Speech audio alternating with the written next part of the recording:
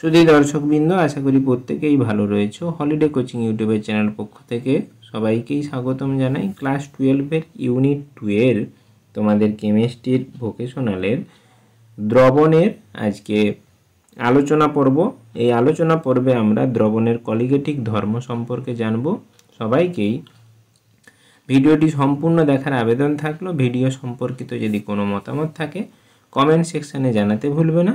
তোমরা আগের ভিডিওগুলো যদি না দেখে থাকো ওপরের ডেসক্রিপশান বক্সের লিঙ্ক থেকে দেখে নিতে পারবে। তাহলে শুরু করা যাক আজকের মূল পর্ব, দ্রবণের কলিগেটিক ধর্ম, প্রপার্টিজ অফ সলিউশন।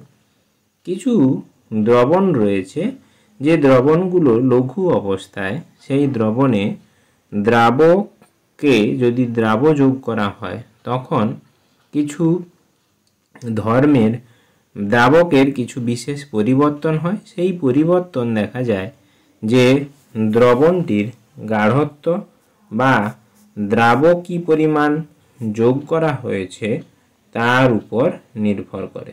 অর্থাৎ দ্রবণটির আমরা গাঢ়ত্বের উপর নির্ভর করে কি দ্রাব যোগ করা হয়েছে সেটা কিন্তু গুরুত্বপূর্ণ নয়, তাহলে কি বললাম না, কোনো দ্রাবকে দ্রাব দ্রবীভূত করলে দেখা যায় দ্রাবকের কিছু বিশেষ বৈশিষ্ট্যের পরিবর্তন হয়। সেই পরিবর্তন দেখা যায় কি দ্রাব যোগ করা হয়েছে তার উপর নির্ভর না করে কতটা পরিমাণ দ্রাব যুক্ত করা হয়েছে বা দ্রবণের গাঢ়ত্বের উপর নির্ভর করে।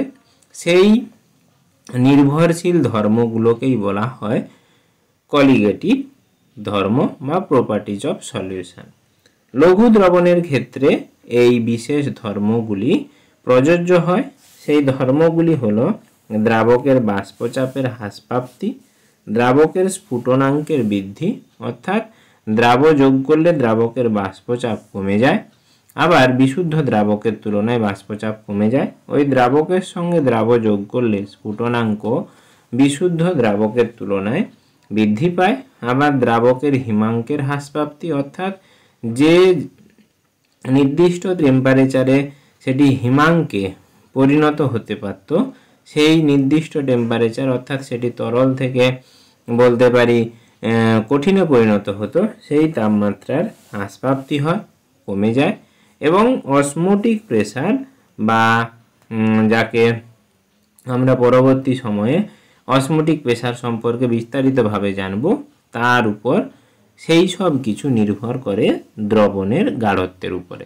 তাহলে আমরা 4টে কলিগেটিভ ধর্ম জানতে পারলাম: দ্রাবকের বাষ্পচাপের হ্রাসপ্রাপ্তি, দ্রাবকের স্ফুটনাঙ্কের বৃদ্ধি, দ্রাবকের হিমাঙ্কের হ্রাসপ্রাপ্তি, দ্রবণের অসমোটিক চাপ। আজকে আমরা জানব বাষ্পচাপের আপেক্ষিক হ্রাসপ্রাপ্তি বা অবনমন। সেই দ্রাবকের বাষ্পচাপের হ্রাসপ্রাপ্তি সম্পর্কে আমরা জানব। তার আগে জানতে হবে রাউল্টের সূত্র। রাউল একজন বিজ্ঞানী। তিনি এই দ্রাবকের সঙ্গে যখন দ্রাব দ্রবীভূত করা হবে সেই দ্রাবর বিশেষ কিছু ক্রাইটেরিয়া থাকবে বা বিশেষ কিছু বৈশিষ্ট্য থাকবে। দ্রাবটা যেন অনুদ্বায়ী হয় আর দ্রাবটি যেন তড়িৎ অবিশ্লেষ্য হয়। দ্রাবটি যেন তড়িৎ অবিশ্লেষ্য হয়। তাহলে কি বললাম? দ্রাবটি যেন অনুদ্বায়ী হয়, দ্রাবটি যেন তড়িৎ অবিশ্লেষ্য হয় এবং দ্রবণটি যেন লঘু দ্রবণ হয় বা আদর্শ দ্রবণের ক্ষেত্রে এই রাউল্টের সূত্র প্রয়োগ। রাউল কি বলেছেন না, ওই দ্রাবকের সঙ্গে দ্রাব যোগ করলে যে পরিমাণ আপেক্ষিক বাষ্পচাপের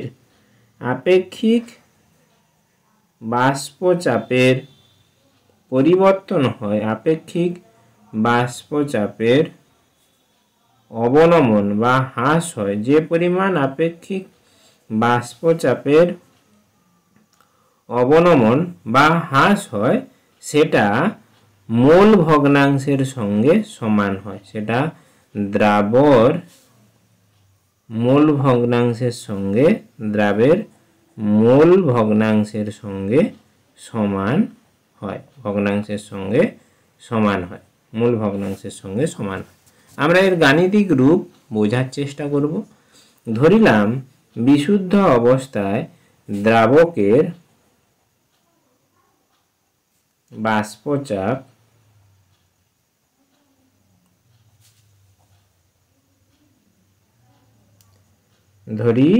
বিশুদ্ধ অবস্থায় দ্রাবকের বাষ্পচাপ আমার পি। যখন দ্রবণ তৈরি হয়ে গেল, এই দ্রাবকের সঙ্গে যখন আমি দ্রাব দ্রবীভূত করলাম তখন তৈরি হয়ে গেল দ্রবণ। সেই দ্রবণে বাষ্পচাপ তখন কিছুটা কমে পরিণত হলো, সেটা হলো P0। তাহলে বাষ্পচাপের আপেক্ষিক পরিবর্তন কতটা হলো, আপেক্ষিক বাষ্পচাপ হ্রাস কতটা হয়েছে, বা আপেক্ষিক বাষ্পচাপের অবনমন সমান কি বলতে পারি না, যে পরিমাণ বাষ্পচাপের হ্রাস হয়েছে, আগে ছিল P, এখন হয়ে গেছে P0, অর্থাৎ পরিবর্তন হয়েছে P মাইনাস P0। কার তুলনায়? P এর তুলনায়। না, আগে ছিল P, P এর তুলনায়। এটাই হলো আপেক্ষিক। আপেক্ষিক বলতে কারোর সঙ্গে তুলনা করতে হবে, পূর্বের থেকে কতটা হ্রাস পেয়েছে। পূর্বে ছিল P, এখন হচ্ছে P মাইনাস P0, অর্থাৎ P এর কত ভাগ, P minus P0 by P। এটাই হলো আপেক্ষিক বাষ্পচাপের অবনমন। সাধারণত দ্রাবককে সাফিক্স 1 দ্বারা প্রকাশ করা হয়, দ্রাবকে সাফিক্স 2 দ্বারা প্রকাশ করা। দ্রাবর মোল ভগ্নাংশকে তাহলে আমরা যেহেতু দ্রাব 2 দ্বারা, মূল ভগ্নাংশকে x2 দ্বারা প্রকাশ করা। তাহলে দ্রাবকের মূল ভগ্নাংশকে কি দ্বারা প্রকাশ করা হবে? দ্রাবকের মূল ভগ্নাংশকে x1 দ্বারা প্রকাশ করা হবে। আবার মূল ভগ্নাংশ কোনো বিশেষ দ্রবণের ক্ষেত্রে মূল ভগ্নাংশ সমান কি হয় না, মূল ভগ্নাংশ সমান ওই মোট যে বিশেষ দ্রাবক থাকে তার মোট ভগ্নাংশ ডিভাইডেড, এর হরে থাকে এটা এবং উপরে থাকে ওই বিশেষ, আমি বলতে পারি দ্রাবর যেহেতু বার করছি, দ্রাবর মূল ভগ্নাংশ সমান দ্রাবর মূল সংখ্যা, দ্রাবর মূল সংখ্যা বাই মোট মূল সংখ্যা, ভগ্নাংশ নয়, মোট মূল সংখ্যা। তাহলে মোট মূল সংখ্যা বলতে পারি কি না, দ্রাব আর দ্রাবক মিলে যুক্ত হয়েছে। আমরা যদি ধরে নেই যে দ্রাবর মূল সংখ্যা ছিল, দ্রাবর মূল সংখ্যা রয়েছে n2t আর দ্রাবকের মূল সংখ্যা রয়েছে n1t, তাহলে আমরা x2 সমান কি বলতে পারি, মূল ভগ্নাংশ সমান দ্রাবের মূল ভগ্নাংশ। তাহলে x2 সমান বলতে পারি দ্রাবের মূল সংখ্যা মানে n2 ডিভাইডেড বাই মোট মূল সংখ্যা, দ্রাব আর দ্রাবক মিলে মোট মূল সংখ্যা হয়, তাহলে কত, n1 প্লাস n2, এটা সমান বলতে পারি x2। আবার রাউল্ট বলে গিয়েছে যে এই আপেক্ষিক যে বাষ্পচাপের অবনমন হলো P minus P0 divided by P, এটা কার সঙ্গে সমান না, এটা দ্রাবর মূল ভগ্নাংশের সঙ্গে সমান, অর্থাৎ x2 এর সঙ্গে সমান। তাহলে আমরা বলতে পারি এখানে এটার জায়গায় x2, বা বলতে পারি এখান থেকে P minus P0 by P সমান কি না, x2 এর জায়গায় এইটা বসাতে পারি n2 by n1 plus n2, তাহলে n2 by n1 plus n2, এটা আমরা বসাতে পারি। বা এখান থেকে আমরা পাবো P minus P0 by P সমান, আবার n2 সমান হচ্ছে W2 বাই M2। W2 হচ্ছে ওই দ্রাবর প্রকৃত ভর, আর M2 হচ্ছে আণবিক ভর, আর এটা হলো প্রকৃত কতটা পরিমাণ ভর নেওয়া হয়েছে বা দ্রাবের আমরা ওজন বলতে পারি। সেরকম আমরা n1 সমান বলতে পারি W1 বাই দ্রাবকের ওজন বাই দ্রাবকের আণবিক ওজন। তাহলে ওই জায়গায় যদি আমরা এখানে বসাই n1 n2 জায়গায় w2 বাই w m1 এবং n2 জায়গায় w2 বাই m2, তাহলে আমরা রাশিমালাটা পাবো w2 বাই m2 সমান w1 by m1 plus w2 by m2। তাহলে এখান থেকে আমরা এই রাশিমালাটা পেলাম, যেখান থেকে পরবর্তী সময়ে এই p মাইনাস p0 কে ডেল্টা p বলা হয়। ডেল্টা p বাই p সমান আমরা পাচ্ছি, তাহলে ডেল্টা p বাই p পাচ্ছি আমরা কি না, আমরা সেখান থেকে পাচ্ছি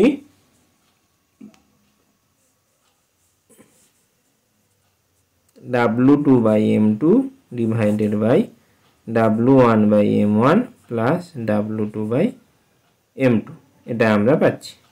আবার যেহেতু দ্রবণটা খুবই লঘু দ্রবণ, তাহলে সেই লঘু দ্রবণের ক্ষেত্রে আমরা বলতে পারি যে n1 প্লাস n2 সমান অ্যাপ্রক্সিমেট প্রায় n1, কারণ লঘু দ্রবণের ক্ষেত্রে দ্রাবর পরিমাণ খুবই কম। তাহলে সেক্ষেত্রে আমরা এই সমীকরণটা এইখানে এই 1 নম্বর সমীকরণকে আবার আমরা লিখতে পারি, কি লিখতে পারি না, ওই ডেল্টা p বাই p সমান আমরা বলতে পারি যে ডেল্টা p বাই p সমান আমরা বলতে পারি যে n1 বাই